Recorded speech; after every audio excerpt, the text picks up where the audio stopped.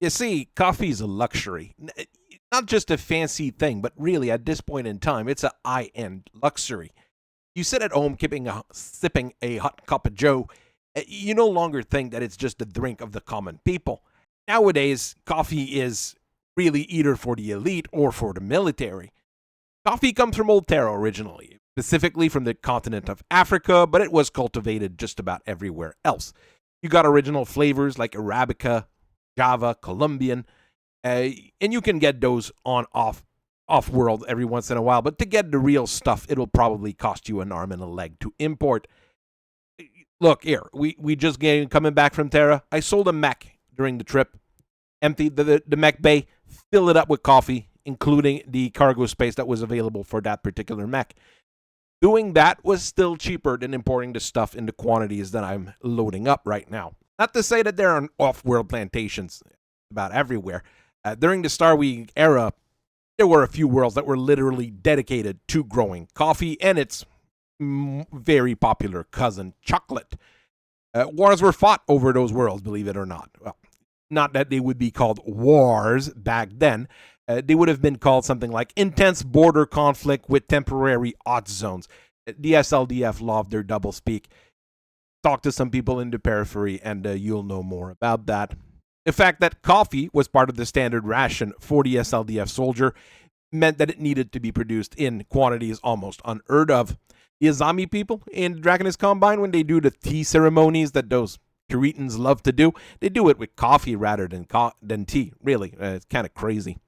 The coffee tree is probably one of the most genetically modified crop in the Inner Sphere and beyond. The clans have 16 different variety of coffee trees that they've built to grow on their resource-poor and strained worlds. You have coffee strains that are meant to be grown underground, and they end up tasting like mushroom. You have coffee plants that grow on cold and freezing climate, like the stuff on Gangtok. Yeah, the stuff basically tastes like wet socks mixed with mech coolant, but you know, it's still coffee, and it has the primary necessary element, which is caffeine. That's the reason we buy coffee in the end. Some of the better alternatives you might get out there is stuff made by like Rastaban Agricultural near the Rasselhague, Lyran, Combine, Dominion border, that whole region there. Rastaman coffee is a little bit lighter than True Terran one, but it is also generally much cheaper. You got big corporate investment in coffee as well, same with transporting the damn stuff. The Nabob Company bought themselves out from their Ed Company during the early space age just by being able to plant the stuff on more worlds than others. They got rich enough that they bought their own fleet of jump ships and drop ships.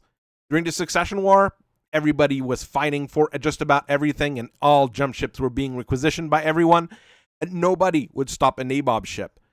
That stuff was literally the stuff of legends in a way.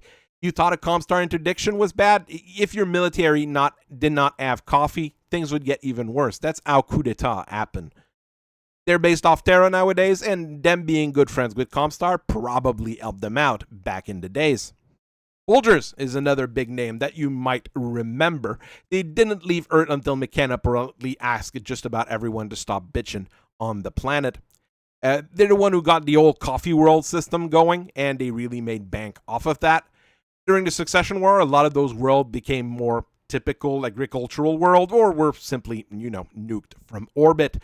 Either or, the successor states had a bit of an issue with anger management back in those days. That did piss off the people at Folgers quite a bit, and they put their money where their mouth is. They probably have one of the scariest private security force in the Inner Sphere, especially after they struck a deal with Clan Ghostbear in 3086. They currently own 2 warships.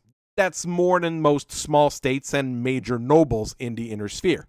They're hiding on Tukayid nowadays, where they've got a bunch of plantation and they make tons of money off of it because they grow the original Java with pretty much a similar taste profile as the original stuff, so people don't ask too many questions. You've got Lavazza as well. They run the coffee shops in the Lyran Commonwealth, and they grow the stuff in very large amount on some of the coral worlds near Tarkad. Their CEO is one of the Iron Noble in the Lyran political system, and he owns 2 regiments of battle mechs on his own. And that's not counting the private security force. Those are his 2 regular military regiments that he has been providing to the Lyran Commonwealth for the entirety of their existence. All the top mercenaries in the Inner Sphere used to be sponsored by Lavazza. You've got pictures of Jamie Wolfe and of Morgan Kell drinking a cup in their archers with the big Lavazza logo on the tumbler. They do make some of the good stuff, and they make some of the great stuff in the freeze-dried category for soldiers. I mean, it's coffee that's actually, drinkable when you're a soldier, so that's a good thing. Really crazy one in the end. Our good friends at Tim Hortons. They were a coffee brand back on Terra, named after some ice hockey player. You might know what ice hockey is if you live in my neck of the wood. When the first colonies happened, all over the near space of Terra, Anton and Marek settled on the planet of Marek, for obvious reasons. They wanted to save on shipping costs, so the people at Tim Hortons started planting all sorts of beans all over Marek. And that's where they started making the majority of their money going forward. There's that Marek flavor that's associated with Tim Horton nowadays. It's kind of woody. It has a wine flavor because they're roasted in a special way. It's odd. It tastes really good. And it is crazy expensive because it only grows on Marek. The Timmy Ho Ho is really one of the most fancy and expensive coffee in the Inner Sphere. And if you have a Tim Hortons on the planet you're visiting, I would recommend going there if you've gotten a decent amount of sea-bills to burn. Now that the whole place is ran by the Clan Protectorate, I don't know where this is going to go. I really love coffee. I really, really do. And my wife is kind of mad that a serious portion of my cash, well, my private spending cash at least, goes to buying the stuff. And I generally buy the good stuff rather than the cheap stuff. She's kind of used to the cheap stuff because she was in the clan military in the past where the good stuff just doesn't exist unless you're Star Colonel or above. My parents were upper middle class Fedson citizens. That's where I learned to drink coffee, and that's where my habits have grown. So I know that I spend money on it, and I know that I'm doing some crazy stuff like selling mechs to bring coffee home. But I mean, you can tell a lot from someone from what kind of coffee they drink.